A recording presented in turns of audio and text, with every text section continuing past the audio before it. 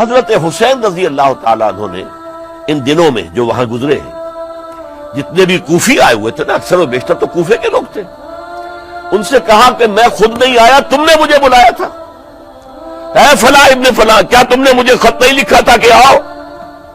اے فلاں ابن فلاں، کیا تم نے مجھے پیغام نہیں بھیجا تھا کہ یہاں تشریف لائیے؟ اور دیکھو میرے پاس تمہارے خطوط موجود ہیں۔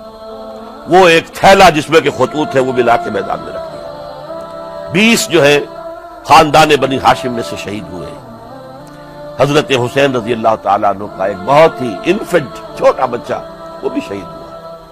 باقی سب مرد، تمام مرد، سوائے ایک حضرت حسین کے بیٹے حضرت علی بن حسین زین العابدین کہلائے بعد میں، وہ بیمار تھے، وہ جنگ میں حصہ نہیں لے سکتے تھے، وہ بچ گئے۔ صرف یہ ہے 10 محرم الحرام اور سن 61 ہجری میں حضور کے نواسے، اور جن کے بارے میں حضور نے فرمایا سیدہ شباب اہل الجنہ، حضرت حسین شہید کر دیے گئے۔ کوفہ چونکہ حضرت حسین کے پاس پیغام آ رہے تھے کوفے سے، چونکہ کوفے کو حضرت علی نے دار الخلافہ بنا لیا تھا، اور وہاں سمجھا جاتا تھا کہ حضرت علی کے ہمدرد اور حضرت شیعان علی جنہیں ہم کہیں، ان کے ساتھی ہم خیال یہ لوگ ہیں کثرت کے ساتھ، اور وہاں سے اب خطوط کا تانکا شروع ہو گیا، آپ یہاں آئیے، ہم بےتاب ہیں، آپ کا استقبال کریں گے، آپ کے ہاتھ پر بیعت کریں گے، تاکہ یہ جو کیسر و کسریٰ کی سنت شروع ہو رہی ہے اس کو روکا جا سکے۔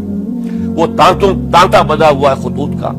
تو حضرت حسین رضی اللہ تعالیٰ عنہ نے فیصلہ کر لیا کہ میں کوفے جاؤں گا۔ حضرت زبیر روکتے رہ گئے کہ نہیں، کوفیوں پر اعتماد نہ کیجیے، یہ زبانی کلامی ساتھ دیتے ہیں، جب ڈنڈا چلتا ہے تو پھر یہ ہٹ جاتے ہیں میدان سے۔ اور حضرت حسین رضی اللہ تعالیٰ عنہ بامروت انسان، شریف النفس انسان، کیسے ممکن تھا غیرت مند غیور انسان وہ کیسے ان کی بات کو رد کر دیتا؟ لہذا اچھا چلو چلتے ہیں کوفے کی طرف۔ آگے بڑھتے چلے گئے، کربلا میں پہنچ گئے، جو کچھ وہاں ہوا پھر آپ کو معلوم ہے۔ اس میں یہ بات ہے، پہلے 1000 کا لشکر بھیجا تھا عبید اللہ ابن زیاد نے، اس پر حضرت حسین رضی اللہ تعالیٰ عنہ نے جو باتیں کہیں وہ کچھ اثر انداز ہو گئی۔ ان کا افسر جو تھا حر بن یزید تمیمی، وہ بعد میں حضرت حسین کا حامی ہو گیا، اور حضرت حسین کے ساتھ ہی اس کو بھی شہادت نصیب ہوئی۔ پھر دوسرے کو بھیجا عمرو بن سعد۔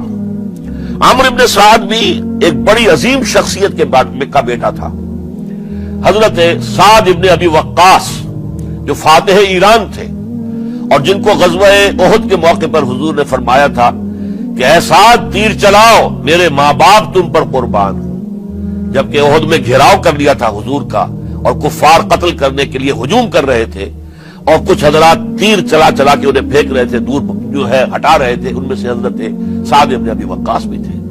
پھر وہ فاتح ایران تھے، اسی لیے گورنر بن گئے تھے ایران کے۔ سعد جو ہے ان کا بیٹے، یہ عمرو جو ہے، یہ اب ایک بڑے صوبے کا گورنر بھی تھا، اس وقت 4000 آدمی دے کر بھیجا، وہ بھی نرمی کرتا رہا، اس نے کوئی تشدد نہیں کیا، اس کے اندر بہرحال اپنے عظیم باپ کے خون کا کچھ اثر تھا۔ لیکن یہ کہ پھر ابن زیاد کو اطلاع مل گئی کہ عمرو ابن سعد جو ہے وہ تو لے تو لال کر رہا ہے، حملہ نہیں کر رہا، قتل نہیں کر رہا، بلکہ یہ کہ وہ تو اس راستہ بھی دینے کے لیے تیار ہے کہ نہ مدینے کی طرف جائیے اور نہ آپ مکے کی طرف جائیے، نہ کوفے کی طرف جائیے، بلکہ آپ چاہے تو دمشق چلے جائیں، یزید سے اپنا معاملہ کر لیں۔ اس پر ابن زیاد نے پھر وہاں سے خط لکھا ہے، میں نے تمہیں اس کام کے لیے بھیجا تھا، میں نے تمہیں حکم دیا تھا، حسین سے میری بیعت لو، یعنی میری بیعت کے ذریعے یزید کی بیعت لو، اور اسے پکڑ کر لا کر میرے سامنے پیش کرو۔ لہذا پھر اس نے ایک بہت خوخار شخص کو زیادہ فوج دے کر بھیجا ہے، اور وہ جو ہے اس نے آ کر جو ہے شمر نے پھر اس نے فیصلہ کن معاملہ کیا۔ حضرت حسین رضی اللہ تعالیٰ عنہ نے ان دنوں میں جو وہاں گزرے ہیں، جتنے بھی کوفی آئے ہوئے تھے نا، اکثر و بیشتر تو کوفے کے لوگ تھے، ان سے کہا کہ میں خود نہیں آیا، تم نے مجھے بلایا تھا، اے فلاں ابن فلاں، کیا تم نے مجھے خط نہیں لکھا تھا کہ آؤ؟ اے فلاں ابن فلاں، کیا تم نے مجھے پیغام نہیں بھیجا تھا کہ یہاں تشریف لائیے؟ اور دیکھو میرے پاس تمہارے خطوط موجود ہیں۔ وہ ایک تھیلا جس میں کہ خطوط ہے وہ بھی لا کے میدان میں رکھ دیا۔ یہ حضرت حسین رضی اللہ تعالیٰ عنہ کی شرافت اور اپنی صاف دلی، کوئی اس کے اندر عیاری نہیں تھی ان کے اندر، معاذ اللہ ثم معاذ اللہ، لیکن یہ کہ اس کا نتیجہ اچھا نہیں نکلا۔ نتیجہ کیا نکلا؟ اب انہیں پتا چل گیا کوفیوں کو، اگر اب حسین زندہ دمشق پہنچ گئے یزید کے پاس تو یہ ہم سب کا بھاڑا پھوڑ دیں گے، ہماری شامت آ جائے گی، لہذا اب تو کسی صورت انہیں زندہ نہیں رہنے دینا۔ یہ ایک بڑا اہم واقعہ، نوٹ کر لیجیے اس کو، اس لیے کہ حضرت حسین نے ایک ایک کا نام لے کر، اے فلاں ابن فلاں، اے فلاں ابن فلاں، اے فلاں ابن فلاں، کیا تم نے خط نہیں لکھا تھا؟ کیا تمہارا پیغام نہیں تھا؟ اب انہوں نے دیکھا کہ یہ بھانڈا اگر یزید کے ہاں جا کر پھوڑ دیا گیا تو پھر ہماری خیر نہیں ہوگی۔ یہی وجہ ہے حضرت حسین کو شہید کرنے کے بعد، یہ نوٹ کر لیجئے، 72 آدمی تھے کل، جس کو کہہ لیں لشکر حضرت حسین کا رضی اللہ تعالیٰ عنہ، ان میں سے 20 خاندان بنی ہاشم کے چشم و چراغ تھے۔ وہ بڑی بہادری سے لڑے، بڑی بہادری سے لڑے، ایک ایک نے لڑ کر جان دی ہے، بہت سو کو مارا ہے۔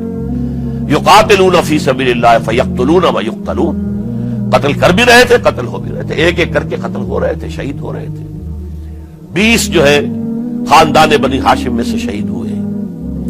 حضرت حسین رضی اللہ تعالیٰ عنہ کا ایک بہت ہی انفنٹ چھوٹا بچہ وہ بھی شہید ہوا ہے۔ باقی سب مرد، تمام مرد، سوائے ایک حضرت حسین کے بیٹے حضرت علی بن حسین زین العابدین کہلائے بعد ہوئے، وہ بیمار تھے، وہ جنگ میں حصہ نہیں لے سکتے تھے، وہ بچ گئے صرف۔ اچھا، حضرت حسین شہید ہو گئے، یہ ہے 10 محرم الحرام سن 61 ہجری۔ کیا مطلب ہے؟